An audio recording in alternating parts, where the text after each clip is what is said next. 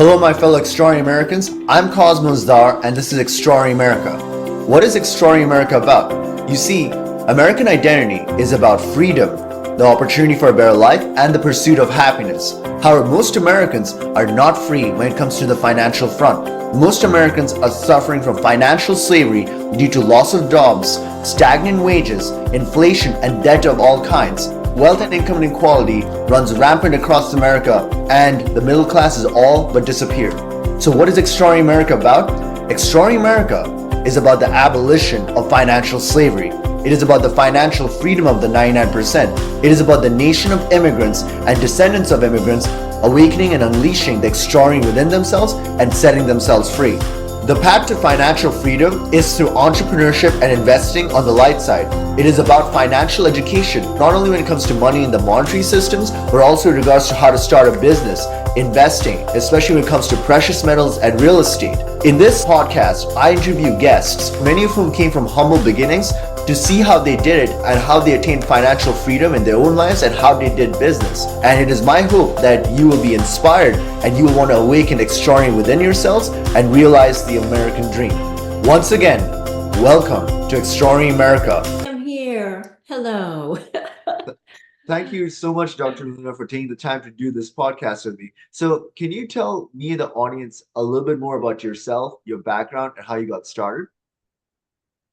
Yes, I grew up in the Midwest, small town, and imagine a little girl in the background on a swing. I dreamed of being a superstar singer or a race car driver.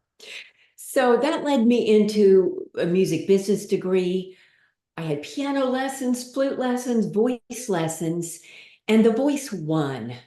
I've been in love, easy for me to say. I've been in love with the voice for as long as I can remember. It is our personal expression. It's how we speak and sing for those of us that can speak. Even sign language is a language and something that we can witness and be a part of. I did have a wake-up call, and perhaps you'll ask me about that later or not, but I had a tumor in my head, and that was what I call my wake-up. I needed to take better care of myself. I needed to go much deeper into spiritualism and metaphysics. Was I serving my purpose? What was I doing? I had a couple of surgeries, a lot of healing, as you can imagine.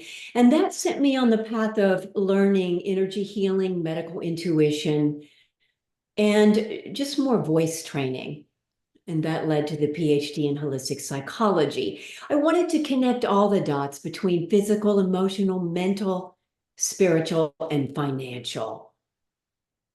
Well, so Dr. Luna, like you went through like a really like traumatic time when you had the brain, when you had the bone tumor and all of that. So like, well, how did you come back from that? Because that's obviously like a lot of people, like for them, it'll be like a traumatic experience. Like, well, what, like, how did you go from there to like where you are now, and how did that affect you and like change the direction of your life accordingly? Yes, I took it very seriously. I'll say that first. When my doctor said, "You have a fist-sized tumor right here," that explained a lot. Of course, it's shocking. I don't think most of us walk around thinking we're ill. I hope not. We're designed to be well and to be vital. I think I probably fell down a bit, cried, and then I got a hold of myself. That's kind of my personality, the manifester. I ended up having a surgery. First one would have been October 2002. And then I developed an infection in my head as the result of that surgery. Second surgery was April 15th, 2003. I I would say I got serious with myself even more, as you were asking about. I never said, "Why me?" because that doesn't help. I never felt like a victim. I attempted to understand, what is this about? And sometimes I believe that we choose big lessons or big experiences in order to evolve and return to our divine self, our sovereign self. whatever your belief is, there's always a reason. And I went through those surgeries and I prepared like crazy. I worked out every day. I ate organically, tons of water. I saw all of my holistic practitioners. I spoke with my neurosurgeons. I had three in my head. I make a joke. Three men were in my head. One of them was Elizabeth Taylor's doctor. So I said, if it's good enough for Liz, it's good enough for me. And we spoke about what music are you going to play in the operating room? I wanted my doctors happy. And I said, because under anesthesia, it is such a suggestible time. My request to you and everyone in the room, the nurses, everyone in the room, is that you only speak positive statements over me. So no one says anything like, oh, this is huge or looking bad. But all of you speak to me while I'm under. The tumor's coming out, Miluna. You're healing. It's looking good. All is well, etc. And then afterwards, I just simply rested. In the hospital, they wanted me to walk or take a shower. I said, I can only do one. I have the energy to do one, and I would do one or the other. And I read a lot of books, listened to a lot of music, which of course is healing for me, and just got clearer on my purpose and continued my educational journey, which you can probably tell never stops. No, for sure. Like, and a lot of times, like the things that are considered like really difficult times in people's lives often tend to be the catalyst for something great. Like it teaches us the lessons we need to learn, and then we find our life purpose a lot of times. But Dr. Melina, one question I had to ask was, what was your strategic vision over like the long period of time that you had, like where you were doing professional acting and singing? And then you went from that to coaching other people. How did like your vision for your life and your career evolve over the years? Yes, I shifted from coaching actors and singers into business people. Some actors don't make great clients. A lot of them are in love with starving artists. And of course, this is a show about sovereignty and finance and business and everything wonderful. So I don't appreciate that. For me, I'm old school. If I'm going to do anything, I train and I invest thousands with a coach or a degree. That's just the way I roll. And I realized I am a business people. I'm very left, right brain balanced. I'm very logical and very intuitive at the same time. And I thought business people would more value this. I think executives would understand if we don't have a voice that can be heard and we're not speaking or communicating in an up level way, I call it, or enlightened or courteous or courageous, and we don't have stage presence either on the camera or on the stage, we're not truly a business leader. And that's when I made that shift. I guess just a couple of years after those surgeries. So the vision got bigger. And then let me bring us back full circle. After years of not working so much as an actor and singer, on the East Coast, I worked a lot. And then my husband and I moved to LA, and I didn't work in LA. LA is actually about something else other than talent and work ethic in many cases. So now that I'm back on the East Coast in Charleston, my side hustle, my passion never left. I now have an agent here as well as an agent in Savannah and my agent in San Francisco. And I'm back in acting class and we'll go to New York City and audition in June. So that's me when I need to be on stage and perform. And then I help my executives and leaders when they need to be on stage and perform. So, Dr. Molina, one of the greatest fears that people always say, like the number one fear is actually ironically public speaking and speaking in front of an audience. So, when you're coaching executives, like there must be like some executives who are afraid of stage fright and all of that, right? So, how would you advise somebody who has a great fear of public speaking and they're like the CEO of a company or they're an executive in a company and they have to talk? How would you go about advising them to go talk in front of an audience? Yes, It is still the number one fear. I keep checking, and it is. I had severe stage fright as an actor and singer, so I've overcome this, actually, all of this for myself. I had to experiment first before I could find out what worked. It's a few things. Physical, you have a reaction. So, one technique is when you can feel that breath rising and you're not breathing from the belly, you stop breathing and your hands get sweaty and the extremities because your nervous system is in fight, flight, or freeze.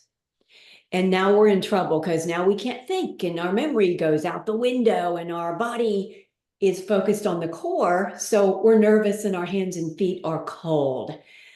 So, in order to get that oxygen and that energy back through your whole body, you want to stop, you want to take a breath, a long inhale, a long exhale in the lower belly, and then think of your big toe. And that's a trick. Actually, I don't like the word trick. That's a tip that you can use to instantly get back in your whole body. Wiggle your big toes, think of your body.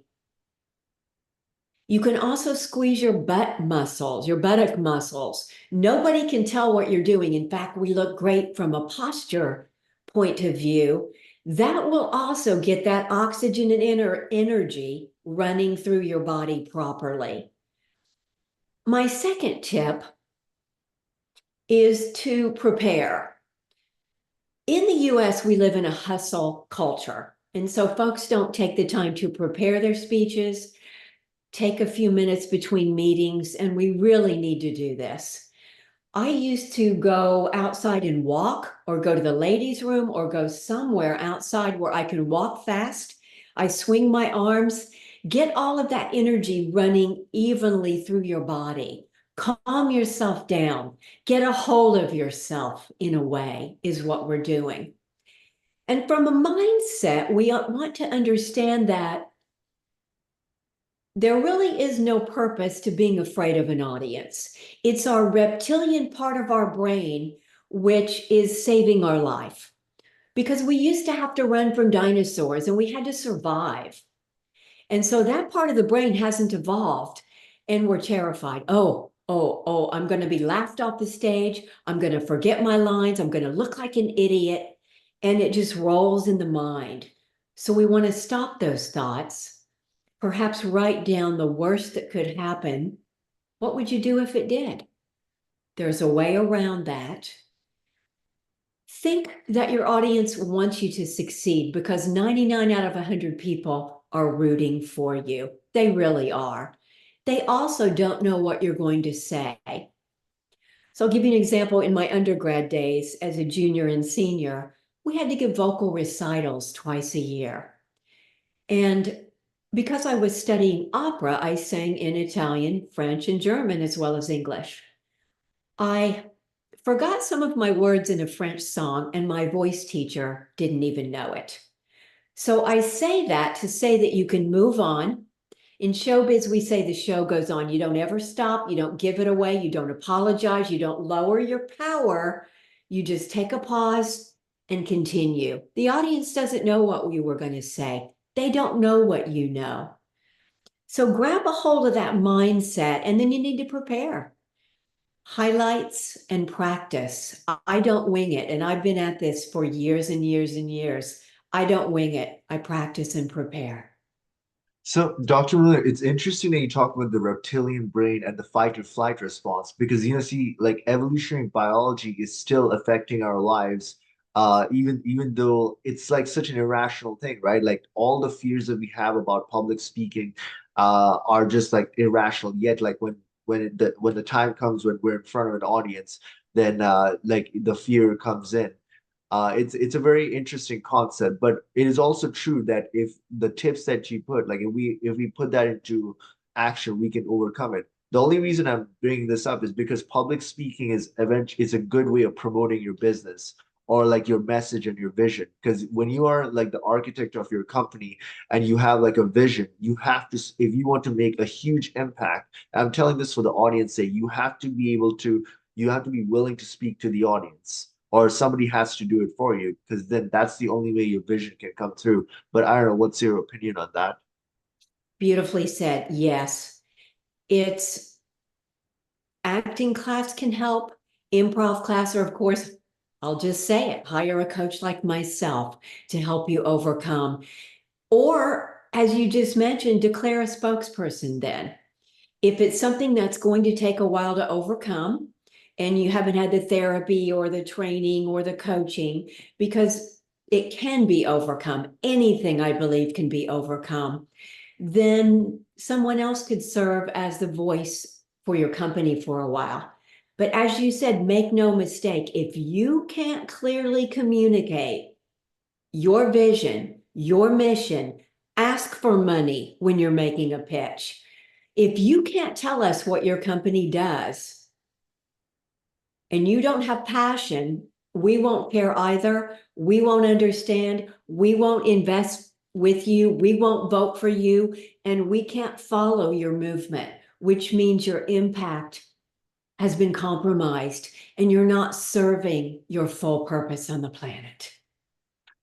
Dr. Miluna, well said. Like sometimes we have to overcome our fear for the sake of other people, and a lot of people don't realize that. Like you can make a bigger impact if you can overcome fear. But from your perspective, as a continuation of the this understanding of the reptilian brain and the fight or flight response, what is there like any other like more powerful way that people can overcome this irrational fear? Or is it or is it, can it be neutralized completely, or is it always going to be there with them when they're trying to speak to a public audience or they're trying to communicate and all of that stuff? Yes, thank you. It never goes away completely. And oh, pardon me, I got a little itch here. I don't think it should. I'll use should on purpose right now because what I want our audience to know, it means you care. It means you care. So even I had a couple of little butterflies before you and I met because I want it to be phenomenal. And then they went away because this is something I've trained in for so many years. Famous singers, Barbara Streisand, still get stage fright. Actors, we still get some stage fright from time to time.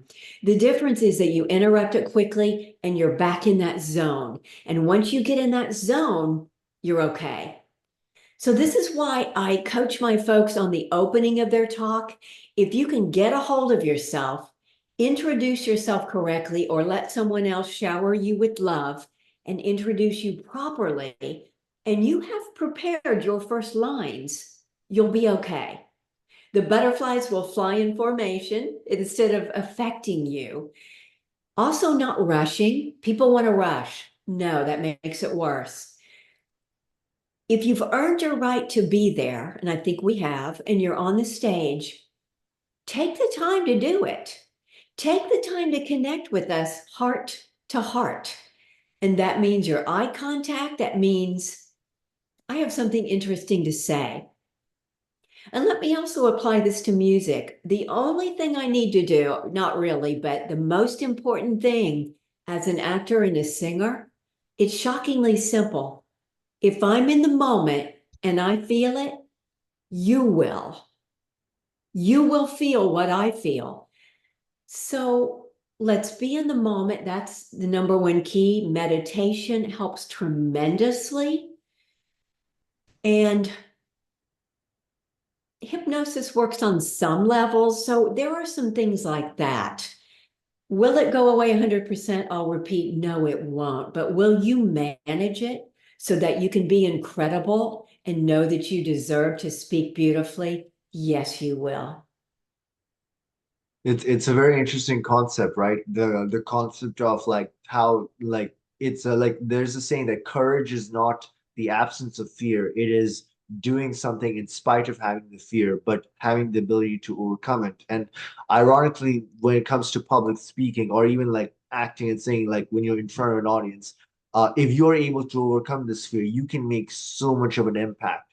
Like your message can go to like hundreds of people, maybe thousands, maybe tens of thousands, and it makes all the difference in the world. But Dr. Melina, another question related to this is, what is one of the biggest challenges you have seen amongst executives when it came to speaking and communication? Like, during your time coaching them, like what is the overall pattern of challenges that you see that they face, and what do you normally advise them to overcome those challenges? Usually it's rushing, believe it or not. I have a lot of engineers, as you can imagine, because sometimes engineers, I say they have the outer, pardon me, the inner dialogue coming out, the thought pattern. This is not appropriate.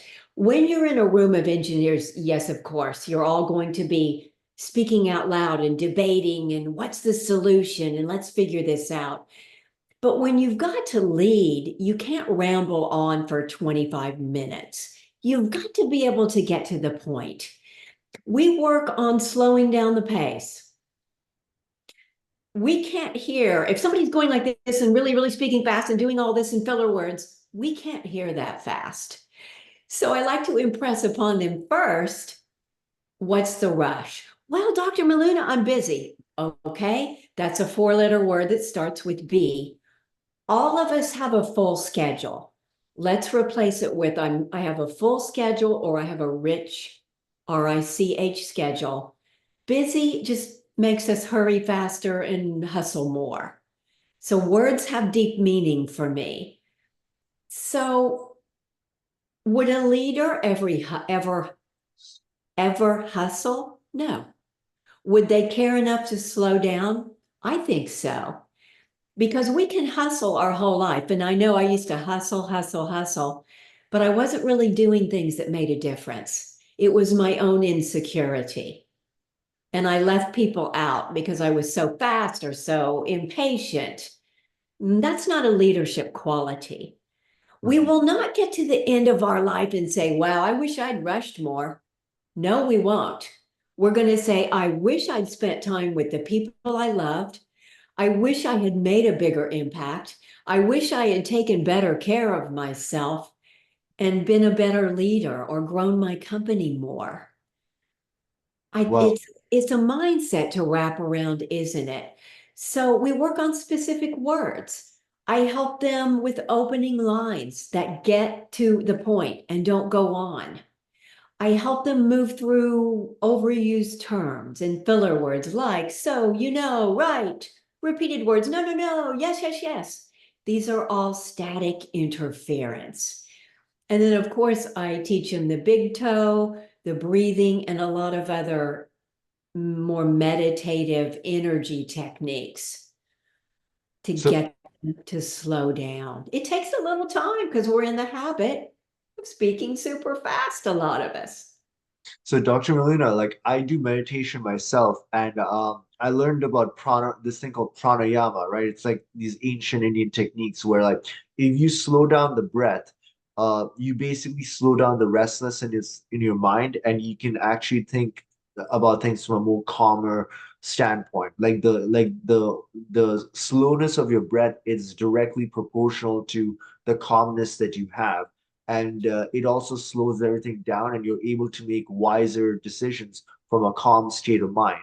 And your breath control and your meditative states have a lot to do with it, and I found that out in my own personal experience. Exactly. We calm down, then we're not in the fight, flight, or freeze mode. We're in the healing mode. You can't be in both at the same time, as you know. Our breath slows down. And as you said, we're more genius. We don't believe it. We think we have to hurry. No, we're more genius when we have more headspace, aren't we? We're better able to make a decision and lead and figure things out. So one of the things, Dr. Milner, I've noticed amongst a lot of like people that are trying to do business is that they are thinking and rationalizing and intellectualizing too much. But the way to attain intuition is to like let those restless thoughts go away and like let the analytical mind rest. And from a calm state of mind, like insights start coming in on how to solve problems and all of that. And intuition is it tends to be the higher octave of intellect. Like there's a level beyond the intellect, which is intuition. But for some reason, Dr. Molina, like very few people can access that. So from your perspective, are there ways where we can develop like our intuition more so that we can be more in tune to solving problems and thus be better at speaking and communicating? I love it. I had so many thoughts that came into my head when you said that. We're not, our focus is not to stop the thoughts. We have thousands and thousands. I don't remember the number. It's to stop and live in the pause between the thoughts. I think now I had meditation class where I was told I was meditating wrong, so I left. Meditation is so personal. Don't let anyone tell you you're doing it wrong. It could look any number of ways. I create affirmations based on what I'm healing in myself, what my current business promises are, goals are, my bigger vision. I pray for a lot of people every day. So that's a list. I have an altar. I light a candle. Sometimes I have incense. Sometimes I use essential oils, all my sacred tools. Sometimes there's a crystal. I think for each person to find their own way, because like you, this is the number one thing that I put into my life years ago that made the biggest difference. Absolute without any barring, without any barrier. Meditation, prayer, toning, and belief in ourselves as being divine and sovereign. Maybe you sing. Sometimes I sing, sometimes I tone, sometimes I play my drum. You can pray, you can just get quiet, you can walk in nature and breathe on every step you take. You can walk the dog and not have your phone. Just be in the moment. Watch your animal, your cat, your dog. They're in the moment. They're not rushing. Well, they might be running. They're not trying to be something they're not. Maybe you listen to a CD of beautiful, calming music and whatever music that is that calms you and slows your rate and thinking. It's so personal, but find a way. And if you want to take a class, just don't let them tell you you're doing it wrong. No, I mean, yeah, there's like so many of these different meditation techniques, but in general, like the entire idea is you have to slow down. Like, yeah, they're gonna have thousands of thoughts, but what you said was profound. Like, you have to like find the time between the pause between those thoughts, and if you elongate it long enough, like you experience a kind of like peace, because it's normally like our you have like one of the greatest revelations, Dr. Miluna, I realize is that we are not our thoughts and we're not our emotions. And when we are meditating, we experience that and we witness that we are the awareness behind those thoughts and emotions. And having a sense of non-attachment leads to fearlessness, which in turn can lead to all these different things of like the like overcoming the fear of public speaking or communicating and all of that, because now you're coming from a place of responsiveness rather than reacting to the environment. But I don't know if what are your thoughts on that? I absolutely agree. It's responsiveness versus reacting. Huge. Yes, after I meditate, my energy's stronger, our resonant frequency goes up. That's when we're in our genius. That's when our neocortex is aligned with the heavens or aligned with the dreams, however you want to look at that or believe in that. You're speaking to source within you at that point. Then, in fact, I had a master teacher who said to me, the more you have to get done in the day, the longer you need to meditate. And I remember having a little hissy fit, temper tantrum. What do you mean? I have so much to do. And he said, yes. And if you'll take more meditation time, I promise you'll be calmer, you'll be faster, you'll be more responsive, you'll be more loving, and you'll get twice as much done. It is true. I have found that to be true. That is also, I mean, no, yeah, it's true, right?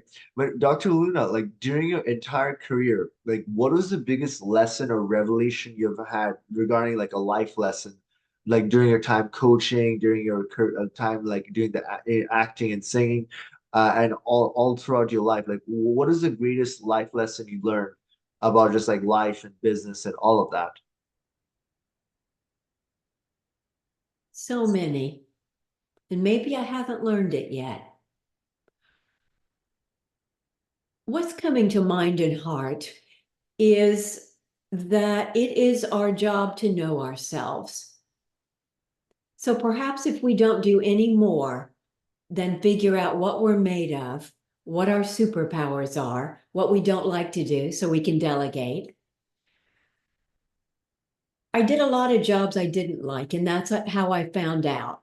A lot of times, no, or jobs we don't like, or painful situations teach us more.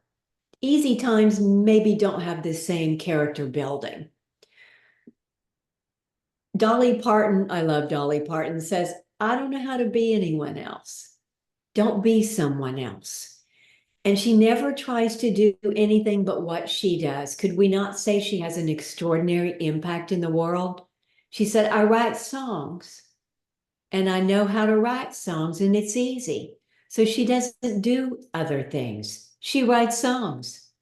And she's always had confidence in herself as well as deep faith. And she speaks about her faith in religion. So I would say go inward and figure out who you are and what you stand for. Let that be your work and your lessons, your big lesson. No, totally. Like knowing thyself and going inward is also like a meditative experience. Like doing meditation, we do that, right? And Yes. Dr. Melina, like transitioning to on a national plane, right? You know, like the American identity is about the person one is about freedom, opportunity, and the pursuit of happiness. And when it comes to like the pursuit of happiness, like that is a core central tenet of who we are as Americans. But how do you think Americans should go about knowing what you know about meditation and also about going within and going inwards compared to what we do today, where we are looking for outward, we're looking outside to get happiness. We're so externally focused in this country, individualistic, hustling, got to do it. Let me gather my thoughts. There are so many things I could say about that. I actually don't think Americans are all that happy as I try, we're unsatisfied, and that's okay. I've learned to be unsatisfied. As a performer, we're never going to be satisfied. There's Martha Graham said there's always a queer dissatisfaction. And queer before it meant really more of a sexual orientation, but an unusual, unsettling dissatisfaction because we always want to be more and do more. We're wired that way. And that's what keeps us building businesses and creating jewelry and creating a podcast like you've given birth to here. I think if we know ourselves, just like we know what we like to eat, go and eat something different. Go and test drive a different car. Go and look at open houses. Dream bigger. Don't say no to yourself or I can't afford that or I can't do that. How do you know? That's the brain keeping you safe. It lies because it pulls up the last past memory. But you and I are not who we were when we started this interview. We've already grown and evolved, and we'll continue to do so if we're not interfering. I think finding your joy, and I like actually the word joy because I think it's much deeper and internal than happiness. And I've been doing a lot of this year. We moved from California to Charleston. It was a heart move. It was not a move for business or acting or coaching or anything else or for my husband's company. It was for our hearts. I wanted people who were more gracious. Charleston has the natives, especially, are kind and gracious, and it is genuine. That led to more happiness and joy for me and a courtesy. I'm very formal and courteous, and I'm not made fun of here, if that makes sense. So it's more of my people, more of my intellectual tribe. Reading books can help. Yes, we can be happy just from reading books. Comedy shows. If you haven't laughed in a while and you're so in love with your left brain intellect and your data and you're just stressed, go to a comedy club, go to a concert. I joined an organization here called the HAT ladies. You might say, why did I do that? I met some of the most stylish, smart, philanthropic, generous, interesting women I've ever met because they introduced themselves to me at a meeting and were wearing, of course, hats. And it is, we dress up on special events. We have hats. We wear them, of course. We parade down the streets of Charleston. Wearing a hat will always start a conversation. And then we have community and philanthropic events. And you know what? It has brought me happiness already. So So, as we've mentioned a few times, it's an inside job. So, however, you can go more inside to the 80% of you that you can't see, go down under the water to the iceberg. Write down what makes you happy, who makes you happy. I've let go of some connections and friends. They were critical, didn't make me happy. I only want people who think I'm a rock star. That makes me happy. We're in deep communion and respect. People you work with, if they're not good to you, see if you can replace them. This will lead to more happiness on the exterior. So, Dr. Melina, like as a continuation of this on a national level, right? Since this is like the election year and everything, and then a lot of people are speaking and communicating in very harsh tones on both sides. And a lot of people, when they see the news, they get really anxious because it's all this focus on negativity. So, what would be your suggestion or advice to like an American watching this on how can they remain stress-free and like relatively happy and joyous inwardly during such a year? Yeah, this is chaos. We have so much chaos in the world. As you said, perhaps watch less news. For those people who follow the elections, I honor and respect. Maybe you watch debates, maybe you don't. I personally do not watch news because it is, as you said, so negative and it affects me. Those of us who are sensitive and empathic, you're affected. Our energy drops, and I'm not willing to do that. I think find sources that are a little more balanced. There are organizations that are not so party specific that do research. This is how this person voted.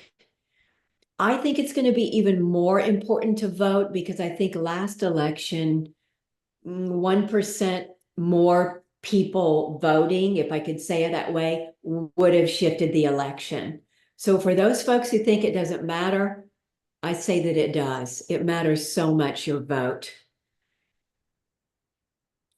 Pray for the candidates. If they make you angry and you find yourself hating, you know what they really need? They need your love. I pray for them that they will develop leadership. We don't have to vote for them. You don't have to agree with them, but don't send them harsh thoughts that will harm you. And that would bring down your own level of happiness and perhaps produce more upset. Let's see if I can think of anything else. Now, talk about it with your friends. I know I discussed politics with one of my friends. We're told we're not supposed to, but I love to speak about all that. And we both very respectfully said our views. We are polar opposites, absolute polar opposites. We're still friends. She has a right to her opinions, her knowledge, her beliefs, and I have a right to mine. Civil dialogue is in order. If you already know that you're going to disagree or you've had a fight with someone or it's a family member, don't go there. I can promise you, anybody in my family votes exactly opposite of how I will vote and will continue to vote. So let's not go into those situations looking for a fight because we'll get one. We'll create one. No, I mean, it's all about the speaking and the communication, right? Like it's just like the way we talk and to others and like the way we communicate in our thoughts, it affects even our mental state. And in such times, we have to make sure that we are at a positive state because we don't want to be in a negative state all the time because it has a ripple effect on everybody around us. It completely does. And if we're working so much to evolve and raise our frequency, we can be in two places, love or fear. Let's choose love for ourselves and everyone else. I couldn't agree more, Dr. Melina. And Dr. Melina, like, can you tell me the audience a little bit more about your about Pitch Perfect soul coaching and the premise of how you started it? Yes, I recently changed that name. It was Pitch Perfect Executive Speaking, which folks will still see on LinkedIn. I wanted to change the branding when I moved here because I needed to grow and change and evolve. And you probably know moving cross country, very huge move, very expensive. That'll do it. If you want to change, you might move physically. That'll force change. I wanted to more accurately reflect my work with my clients because I work with them physically, mentally, emotionally, spiritually, energetically. So we might do physical warm-ups. We might do some of the physical techniques, emotionally, managing that and communicating with passion. Mentally, certainly our mindset is huge for our success, impact, and effective presenting. Spiritually and energetically, I also am attracted to the particular, evolved, ambitious folks who want to also meditate or want to experience perhaps some healing techniques that I could do with them as a healing practitioner and facilitator. I am interested in folks who have some sort of belief. Buddha, yoga, any goddess, whatever your faith is. If you believe in trees, that's wonderful. If you just realize there's a bigger picture and we're all connected, those are the communications and the clients that I can best help because I can go on every level. Let's see what else I would say about that. It's It's also, I work on a retainer for 6 or 12 months because then I know I can help my client have the results they want. Raising that funding, transforming their leadership. It takes a little while to change our habits because most of us have been at them for a long time, depending on our age. And what else would you say about that? I have a lot of thoughts, but what else would you ask about that I can be clear on? No, I mean that is what a lot of people need at this point, right? It's just like coaching and like for as you said for ambitious, highly evolved people. Here I would call it spiritual, on a more spiritual plane, and like it's all about like the internal and external thoughts that we have. So I don't have much to say on that matter, but I think you would know more about this, you know? Let's just wrap up that particular question saying if we will use the supernatural and the natural, that's when we can have that absolute impact we probably couldn't even dream of. But we've heard if you have the dream, the answer is also there. So I will remind us in the audience, if you've got a huge dream in you, it's there for a reason. Do not discount it and do not stop believing in yourself. Do not. No, I mean, we have to always believe in ourselves, Dr. Melina, because most others will not do that for us. We have to do it for ourselves. That's right. Most will not. A lot of folks practice small-mindedness and small-heartedness. We want none of that. Big heart, big mind, big imagination, big To- dreams. Totally. And Dr. Melina, can you tell us a little bit more about your book, Up-Level Your Communication, and the premise of how you wrote the book and what got you to write it and what it's about? Thank you. Now, you know, I'm going to show it on camera. Here we go. Here we go, folks. How's that? It's Can you awesome. see it? Yeah.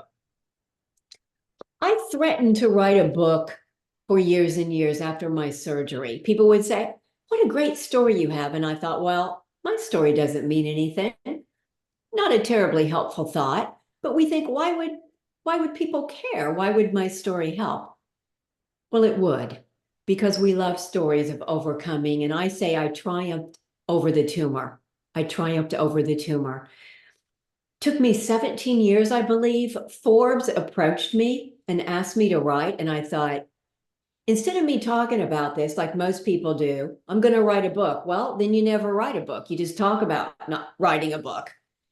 But unless you write it, publish it, and get it out there so people can read it, there is no impact. There is no change. So I agreed. I love the Forbes brand. I wanted a book I could have on the shelf forever and be proud of. Took me 2 years. It was during COVID, and the contract was for 1 year, but because of such interruption in the entire world, including literal shortages of paper to print on, it was a 2 year process. I began the book with chapter one is communicating with compassion, and that is my story of discovering the tumor and what I learned. In this particular country and culture, we're not comfortable with illness and the language, or death and the language around passing. Other cultures are very comfortable with that. I give tips. This is a practical business book for executives, professionals, creatives who want more compassion and enlightenment. I share some stories of what people said to me that were so horrible and hurtful. You can read about them in the book. And I had to process that. It was very hurtful. How to better communicate as a leader, how to be better on the camera. There's a chapter about that. There's a chapter about feminine expression for the women. We have a different way of communicating, and you're a woman, not a man. So let's act like a woman.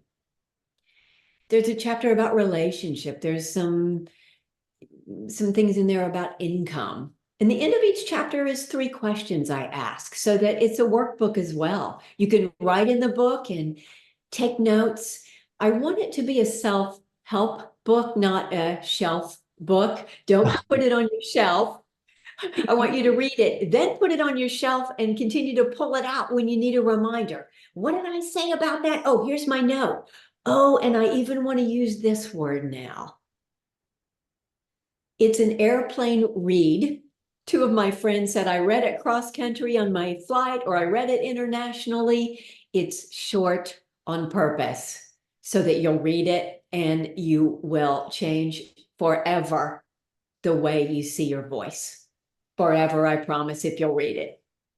No, Dr. Miluna, I'll definitely advise anybody watching this to definitely read that book because yeah, well, like we all want to get better at up leveling our communication, you know?